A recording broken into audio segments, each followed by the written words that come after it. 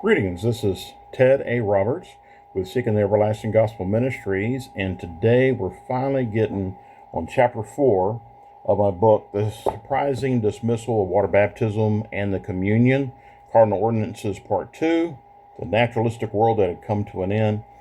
And I actually took kind of a break from the main subject in the past two chapters because it was extremely necessary for me to build up to where I'm going from now on in this book, covering the transitional overlapping period of the first century, and also covering the passing of the first heaven and the first earth.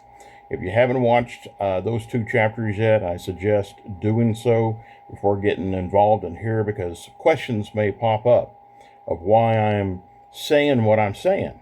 And they're more than likely already been answered in the past videos, but especially chapter 1, where I started off with a bang, talking about the surprising dismissal of water baptism and the communion, of which I'm now finally in chapter 4 going to be picking back up on that main subject. So again, please watch the first 3 chapters before really watching this one. So that way what I'm going to say won't be shocking. But if not, at least give me a chance to fully explain my position on this. So having said that, let's go ahead and get started. This chapter, again, chapter 4, this one is called Whereunto Even Baptism Doth Also Now Save Us. I've made it clear that I do not personally believe, and based upon scriptures, that water baptism is necessary for salvation.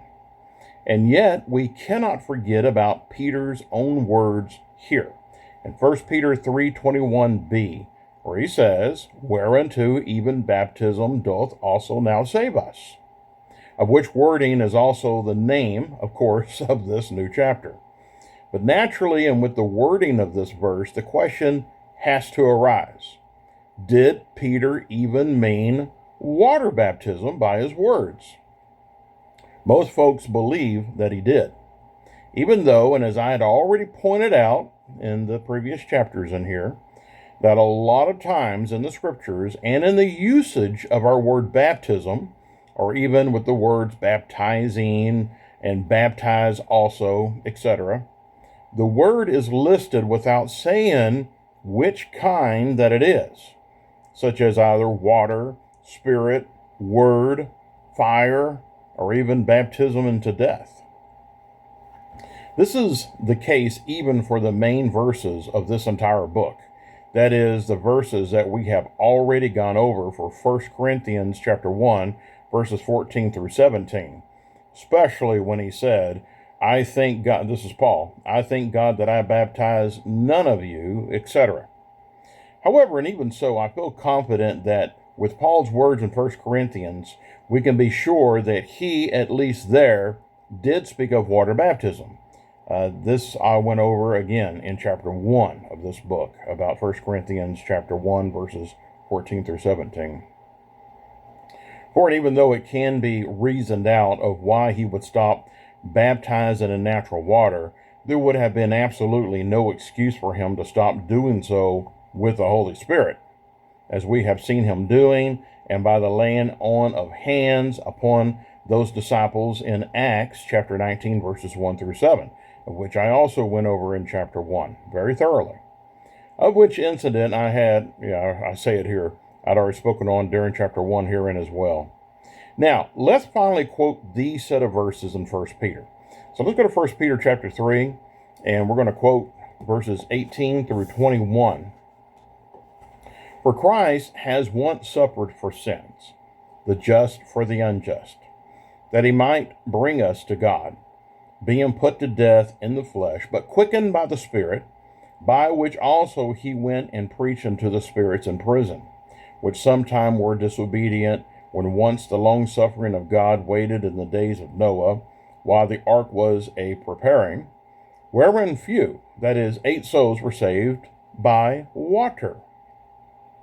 The like figure whereunto even baptism does also now save us, not the putting away of the filth of the flesh, but the answer of a good conscience toward God by the resurrection of Jesus Christ.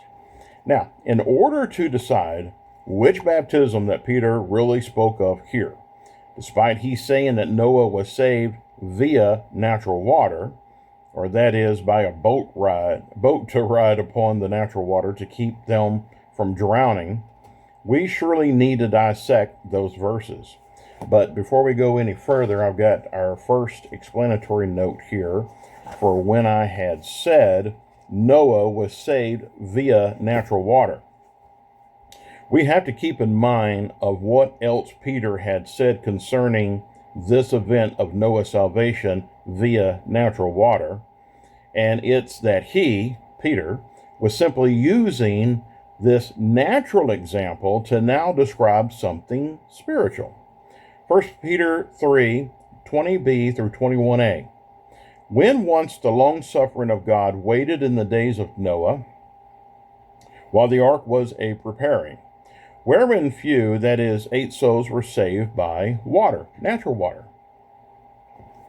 But the like figure, that is, an allegorical comparison, not the exact same thing, but the like figure, whereunto even baptism does also now save us.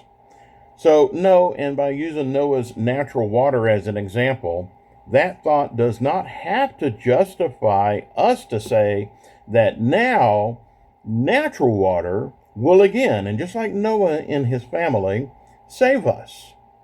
Peter once more had clearly used the natural example to describe or to illustrate something spiritual, a spiritual resurrection, a spiritual baptism, as we're going to continue to see as we plod along here to where I will qualify those statements.